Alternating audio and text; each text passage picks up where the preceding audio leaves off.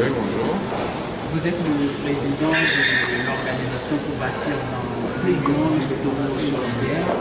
Vous avez développé le thème sur les rôles et responsabilités des acteurs et parties prenantes dans le processus de réforme, l'approche du politique et de l'armée.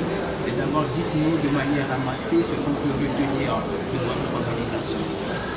Vous savez, le processus de réforme de la Constitution doit être une démarche globale, sociétale, une demande dans laquelle les formations politiques ont un rôle particulier à jouer, puisque après tout, ce sont donc leurs leaders, leurs responsables qui compétissent, qui sont en concurrence pour aller chercher le suffrage donc, du peuple togolais pour développer et décliner l'idéal qu'ils ont dans ce pays. Et donc, j'ai insisté donc sur le rôle que les partis politiques doivent jouer, mais que la démarche doit être inclusive.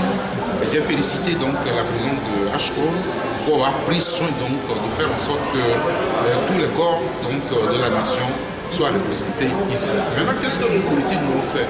Je crois qu'il faut faire un peu de recul et reconnaître que si depuis la conférence nationale jusqu'à ce jour, les réformes fondamentales que, en tout cas, nous pensons utiles pour faire avancer ce pays n'ont pas vu le jour.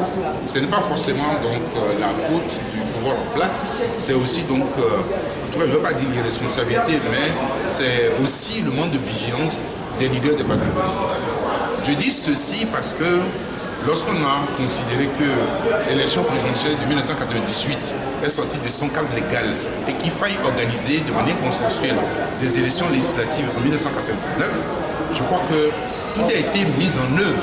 Néanmoins, l'opposition d'alors, de cette époque-là, avait boycotté donc les élections législatives de 1999.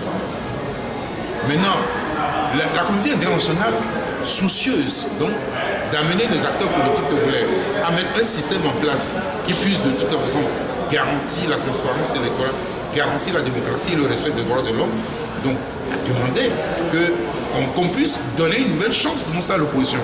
Donc, on a organisé par anticipation l'élection législative de 2002. L'opposition a encore trouvé les moyens de boycotter. Et puis en fait, de toute façon, il n'y a pas très longtemps, en 2014, avant d'aller aux élections présidentielles, le gouvernement a envoyé un projet de loi à l'Assemblée nationale.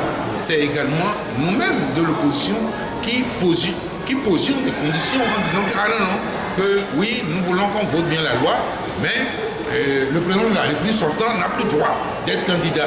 Donc, alors qu'on sait que la loi n'est pas rétroactive. Donc, à chaque fois qu'on nous donne des occasions, je crois qu'on a une malédiction qui fait que nous-mêmes, là, nous compliquons la situation. Et donc, nous avons interpellé, donc, si vous voulez, l'ensemble de la classe politique à observer un code de conduite, à nous respecter entre nous et à de faire recours à l'usage donc du boycott des élections ou des manifestations républicaines que lorsqu'il y a quelque chose de grave et pour laquelle de toute façon on n'a pas pu trouver donc un compromis équilibré. Et donc boycotter, nous en payons la facture. Parce que si on n'avait pas boycotté l'élection de 2002, je ne pense pas que de toute façon le RPT seul pouvait trouver les moyens pour aller déverrouiller la Constitution.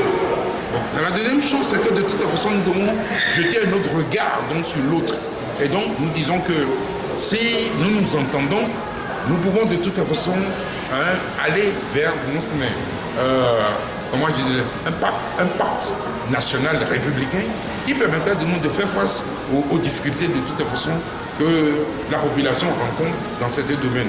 En tout cas, difficultés avec la justice, le problème de corruption, le problème donc, de chômage de jeunes, autant d'éléments qui peuvent trouver leur solution si l'opposition et du moins le pouvoir se mettent ensemble de toute façon pour imaginer les solutions susceptibles de toute façon de venir à la bout de ces problèmes-là.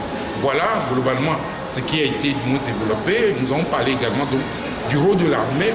L'armée, historiquement, par rapport de toute façon à son rôle, depuis dans les différentes républiques, mais surtout aujourd'hui avec un acteur majeur qui est apparu sur la scène internationale, notamment le terrorisme. Comment le gérer?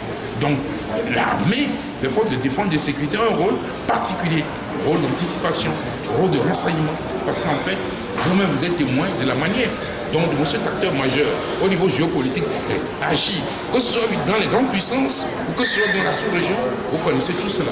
Et donc, les forces de défense et de sécurité ont un rôle éminemment important à jouer pour protéger la société et déjouer autant que faire se peut de ces menaces qui pèsent sur l'économie, qui pèsent sur la sécurité des États et qui pèsent également, si vous voulez, sur les populations.